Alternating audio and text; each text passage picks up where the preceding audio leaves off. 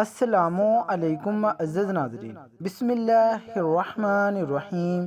بعثت سے 2 سال پہلے حارث بن ابی زرار کے ہاں ایک بیٹی نے جنم لیا۔ باپ نے اس کا نام برا رکھا۔ بچی چندے آفتاب و چندے ماہتاب تھی، جو ایک بار دیکھ لیتا پھر چہرے سے نظر نہ ہٹاتا، لہذا اس کی پرورش بڑے ناز و نم سے ہونے لگی۔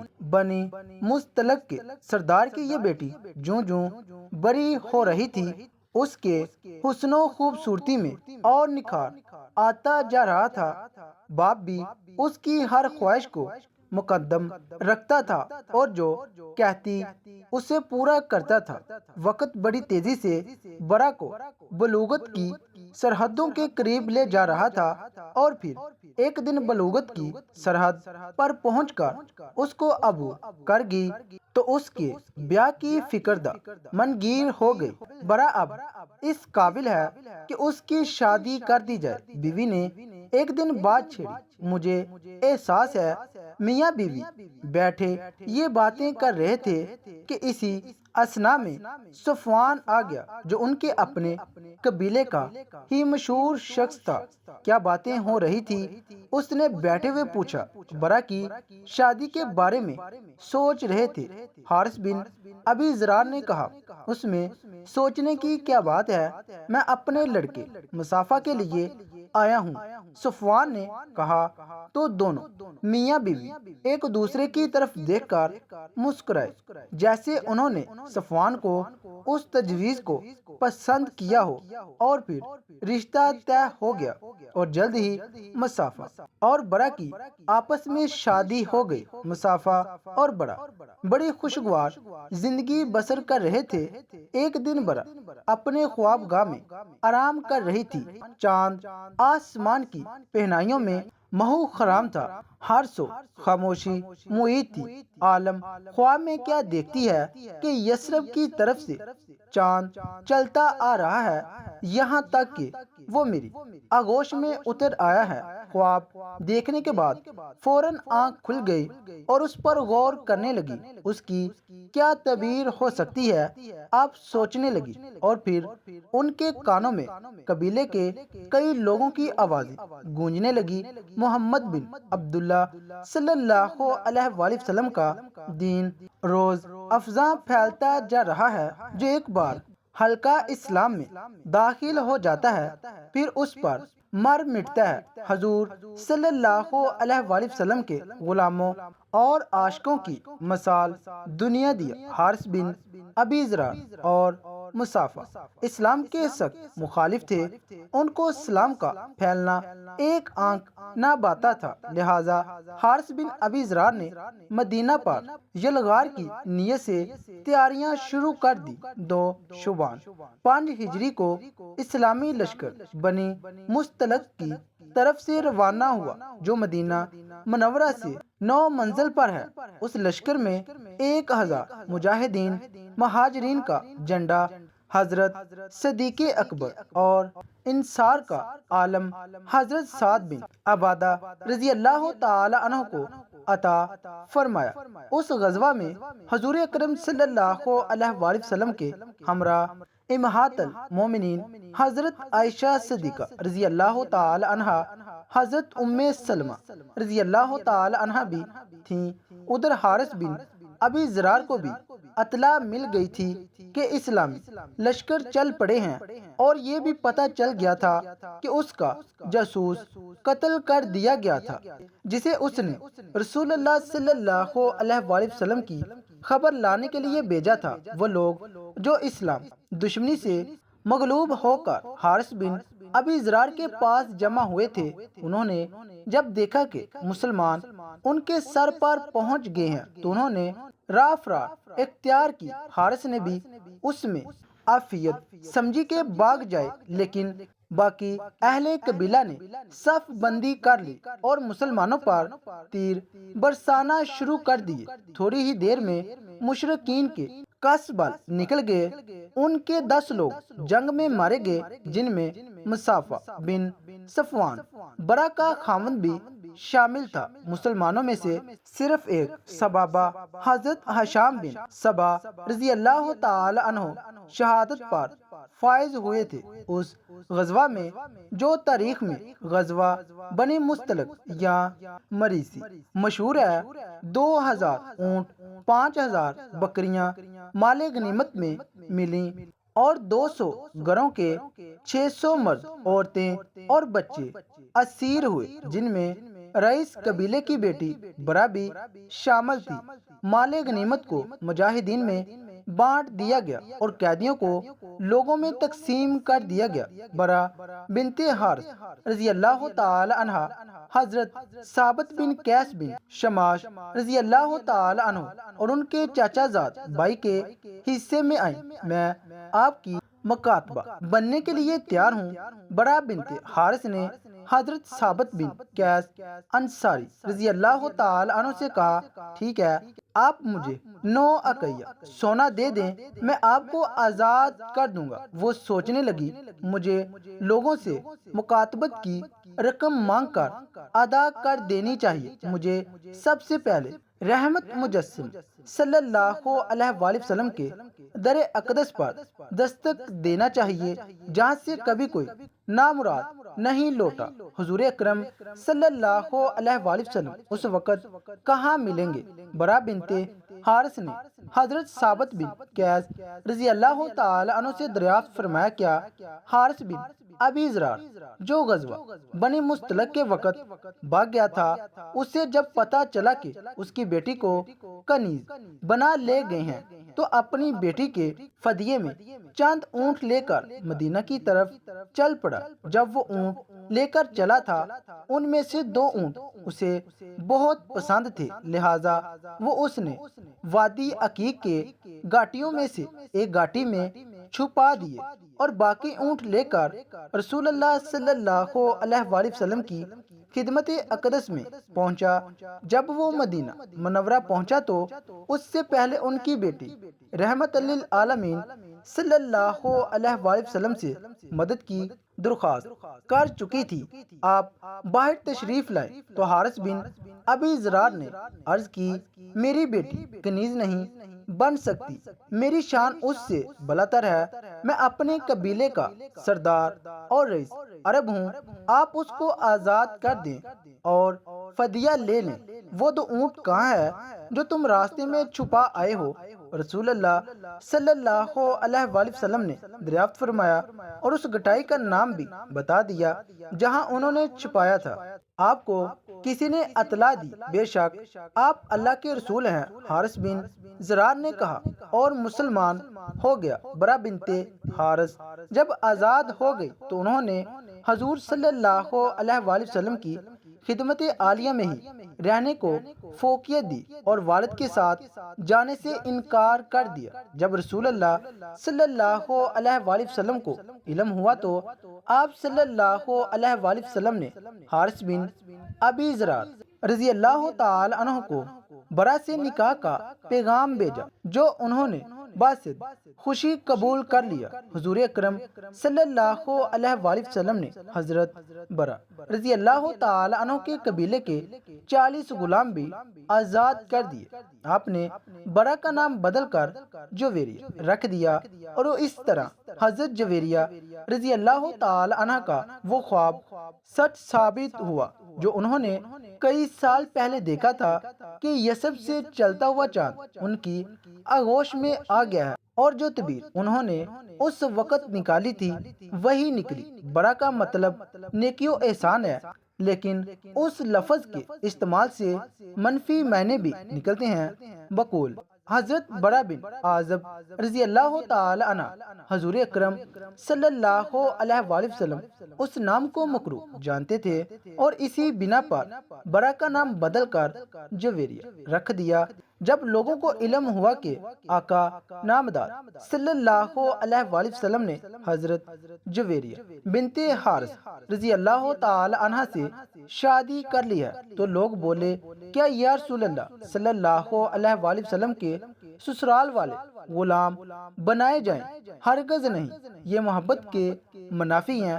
حضرت عائشہ صدیقہ رضی اللہ تعالی عنہ فرماتی تھی میں نے کسی عورت کو جویریہ رضی اللہ تعالی عنہ سے بڑھ کر اپنی قوم کے حق میں مبارک نہیں دیکھا۔ ان کے سبب بنو مستلق کے تمام امیر گرانے آزاد کر دیے گئے۔ ام المومنین حضرت جویریہ بنت حارث رضی اللہ تعالی عنہ کے تمام بہن بھائی اور والد دولت اسلام سے مالا مال ہو گئے تھے۔ حضرت جویریہ رضی اللہ تعالی عنہ کے لیے مسجد نبوی کے قریب ہی امہات المومنین کے دوسرے حجرات سے متصل ایک حجرہ تعمیر کر دیا گیا تھا۔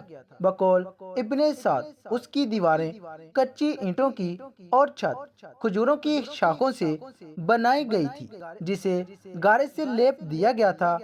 دروازے پر اونی ٹاٹ کا پردہ تھا جس کا طول 3 ہاتھ اور عرض 1 ہاتھ تھا۔ ایک دن رحمت للعالمین صلی اللہ علیہ وآلہ وسلم وہاں موجود تھے تو حضرت جویریہ رضی اللہ تعالی عنہ نے عرض کی یا رسول اللہ صلی اللہ علیہ وآلہ وسلم آپ کی دوسری عورتیں مجھ پر فخر کرتی ہیں کیا؟ جب انہوں نے بتایا تو آپ صلی اللہ علیہ وآلہ وسلم نے فرمایا کیا میں نے تمہارے مہر میں بڑی رقم ادا نہیں کی؟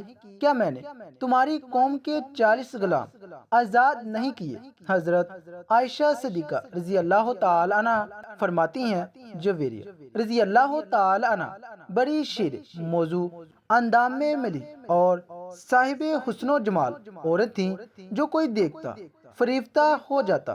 ظاہری حسن و جمال کے علاوہ آپ باطنی حسن سے بھی مالا مال تھے۔ بڑی زائدہ، راست باز، عبادت گزار، قناعت پسند، مجسمہ، صبر و رضا، بردبار، حلیم، جود و سخا، عاجز و انکساری، اثار و اخلاص اور ذکر و تلاوت میں یکتا تھی۔ یہ سب خوبیاں رسول اللہ صلی اللہ علیہ وآلہ وسلم کی بدولت اور تعلق سے نکھر کر ابری تھی۔ اہل سیر بیان کرتے ہیں کہ ایک دن حبیب صلی اللہ علیہ وآلہ وسلم نماز فجر کے بعد سیدھا حضرت جویریہ رضی اللہ تعالی عنہ کے پاس سے باہر تشریف لائے تو اس وقت وہ اپنے مسلح پر بیٹھی مشغول عبادت تھی۔ نور مجسم صلی اللہ علیہ وآلہ وسلم چاشت کے وقت ان کے پاس تشریف لائے تو ان کو مسلح پر بیٹھے پایا تو فرمایا جب سے باہر گیا ہوں اس وقت سے تم اسی جگہ یوں ہی بیٹھی ہو۔ عرض کی جی رسول اللہ صلی اللہ علیہ وآلہ وسلم۔ زوجہ محترمہ کی بات سنی تو ارشاد فرمایا جس وقت سے میں تمہارے پاس سے گیا ہوں اب تک 4 کلمے میں نے پڑھے ہیں، اگر ان کو ان کے ساتھ موازنہ کیا جائے جو تم نے اب تک پڑھے ہیں تو یقیناً وہ 4 کلمے وزنی ہوں گے۔ میرے ماں باپ آپ صلی اللہ علیہ وآلہ وسلم پر قربان ہو، کون سی کلمات ہیں؟ اللہ کے حبیب صلی اللہ علیہ وآلہ وسلم حضرت جویریہ بنت حارث رضی اللہ تعالی عنہ نے عرض کیا اور ہمتاً گوش ہو گئی۔ آپ صلی اللہ علیہ وآلہ وسلم نے ارشاد فرمایا وہ کلمات یہ ہیں سبحان اللہ عدد ما خلقہ، سبحان اللہ رضا نفسہ، سبحان اللہ نیت عرشہ، سبحان اللہ مداد کلمات۔ بتانے کا مقصد یہ تھا کہ اپنے ذکر میں ان کلمات کو بھی شامل کر لیں جو ظاہر کم ہے لیکن مدلول زیادہ ہے۔ ام المومنین سیدہ حضرت جویریہ بنت حارث رضی اللہ تعالی عنہ روحانی بالادگی اور تزکیہ نفس کی خاطر نفلی روزے کا خاص اہتمام فرماتی تھیں، خاص طور پر جمعۃ المبارک کو روزہ رکھتی تھی۔ ایک مرتبہ جمعۃ المبارک کو حضور اکرم صلی اللہ علیہ وآلہ وسلم ان کے ہاں تشریف لے گئے۔ اس دن ان کا روزہ تھا۔ پوچھا گزشتہ کل روزہ رکھا تھا؟ نہیں یا رسول اللہ صلی اللہ علیہ وآلہ وسلم۔ انہوں نے جواب دیا کہ آنے والے کل کو روزہ رکھنے کا ارادہ ہے۔ یا رسول اللہ صلی اللہ علیہ وآلہ وسلم نے دریافت کیا جی ارادہ تو نہیں ہے؟ جویریہ رضی اللہ تعالی عنہ نے عرض کیا سنا تو فرمایا افطار کر دو۔ حکم کی دیر تھی کہ انہوں نے روزہ افطار کر لیا۔ اس سے امت کی تعلیم مقصود تھی کہ کسی خاص دن کو نفلی روزے کے لیے مخصوص نہیں کر لینا چاہیے تاکہ یہود و نصارہ کے ساتھ مشابہت کا موجب نہ ہو جائے، کیونکہ وہ معین دن کی تعظیم کرتے ہیں۔ یہ معین دن ہفتہ اور اتوار ہے، نیز روز جمعہ روز عید ہے، جیسا کہ حدیث پاک میں وارد ہوا ہے، لہذا اس دن روزہ رکھنا مناسب نہ ہوگا۔ ایک مرتبہ آپ صلی اللہ علیہ وآلہ وسلم حضرت جویریہ رضی اللہ تعالی عنہ کے گھر تشریف لے گئے اور پوچھا، کچھ کھانے کو ہے؟ میری کنیز نے صدقے کا گوشت دیا تھا، وہی رکھا ہے، اس کے سوا اور کچھ نہیں۔ انہوں نے عرض کیا تو فرمایا، اسے اٹھاؤ، کیونکہ صدقہ جس کو دیا گیا تھا اس کو پہنچ چکا۔ ام المومنین سیدہ جویریہ بنت حارث رضی اللہ تعالی عنہ حضور اکرم صلی اللہ علیہ وآلہ وسلم کی زوجیت کے نور و نقد سے بھرپور فضاؤں میں بے مثال زندگی گزار رہی تھی۔ وہم و گمان بھی نہیں تھا کہ یہ حسین خوشگوار زندگی صرف 6 سالوں پر محیط ہے اور اس کے بعد وہ بیوگی جدائی کا داغ دے کر اپنے رفیق اعلیٰ کے پاس تشریف لے جائیں گی۔ جب رسالت مآب صلی اللہ علیہ وآلہ وسلم نے وصال فرمایا تو دنیا اندھیر ہو گئی۔ یقین نہیں آتا تھا کہ آنکھیں جو دیکھ رہی ہیں وہ حقیقت ہے۔ دل میں ہول اٹھتا تھا، آنکھوں سے اشک رواں تھے، لیکن لبوں پہ یہ الفاظ تھے، اے باری تعالیٰ تو جس حال میں مجھے رکھے میں ویسے ہی راضی ہوں، مجھے حوصلہ عطا فرما۔ اس وقت ان کی عمر مبارک 26 سال کی تھی۔ زندگی کی طویل راہیں سامنے پھیلی ہوئی تھی۔ تھوڑے ہی فاصلے پر حجرہ عائشہ صدیقہ رضی اللہ تعالی عنہ میں محبت کرنے والا شوہر، اللہ کا محبوب، رحمت للعالمین اور خاتم الانبیاء صلی اللہ علیہ وآلہ وسلم ابدی آرام فرما تھے۔ جب فراق و جدائی کی کسک بہت بے تاب کرتی اور ملامت کو دل چاہتا تو ام المومنین سیدہ حضرت جویریہ رضی اللہ تعالی عنہ اپنے حجرے سے نکل کر حجرہ عائشہ رضی اللہ تعالی عنہ میں تشریف لے جاتی، سلام عرض کرتی، قدموں میں بیٹھ جاتی، بے اختیار آنکھوں میں آنسو کے ستارے جلملانے لگتے، دل میں باتیں کرنے لگتی، یوں احساس ہوتا جیسے محبوب صلی اللہ علیہ وآلہ وسلم قریب بیٹھے باتیں سن رہے ہوں۔ دل تو نہیں چاہتا تھا کہ وہاں سے اٹھوں، لیکن بادت ناخواستہ اٹھنا پڑتا اور پھر اپنے حجرے میں تشریف لے جاتی اور یاد الہی میں مصروف ہو جاتی۔ حالات کچھ بھی تھے، لیکن امہات المومنین صلی اللہ علیہ وآلہ وسلم جو موجود تھیں ان کی بدرجہ اولی عزت و تکریم کی گئی، ان کی ضروریات کا دھیان رکھا گیا، ان سے رہنمائی حاصل کی گئی اور ہر خلیفہ کی یہ کوشش رہی کہ ان کو کوئی تکلیف نہ پہنچے۔ حضرت امیر معاویہ رضی اللہ تعالی عنہ تو امہات المومنین رضی اللہ تعالی عنہ کی خدمت باعث افتخار و سعادت سمجھتے تھے۔ انہوں نے حضرت سیدنا جویریہ رضی اللہ تعالی عنہ کا سالانہ وظیفہ 12,000 مقرر کر رکھا تھا۔ اس کے علاوہ بھی طائف ارسال کرتے رہتے تھے۔ حضور اکرم صلی اللہ علیہ وآلہ وسلم سے سیدہ حضرت جویریہ رضی اللہ تعالی عنہ کو جدا ہوئے 45 سال ہو گئے۔ اس وقت ان کی عمر 71 سال تھی۔ یہ ربیع الاول 56 ہجری کا واقعہ ہے۔ سوچ رہی تھی کہ اس مہینے میں آقا نامدار صلی اللہ علیہ وآلہ وسلم سے جدا ہوئی تھی۔ یہاں پہنچ کر ان کی سوچیں گہری ہو گئیں۔ محبت اور اتباع کی یہ بھی تو صورت ہے کہ اس مہینے بلاوا آ جائے، اور پھر بلاوا آ گیا تو ویل جدائی کے بعد آپ اصل کا وقت آ گیا تھا۔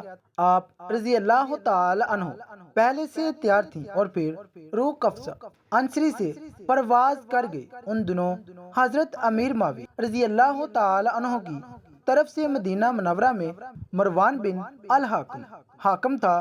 انہوں نے ام المومنین سیدہ حضرت جویریہ بنت حارث رضی اللہ تعالی عنہ کی نماز جنازہ پڑھائی اور جنت البقیع میں دفن ہو گئی۔ کتب متبرہ میں ان سے 7 حدیث مروی ہیں۔ جن میں سے 2 بخاری شریف میں، 2 مسلم شریف میں اور 3 دیگر کتاب میں ہیں۔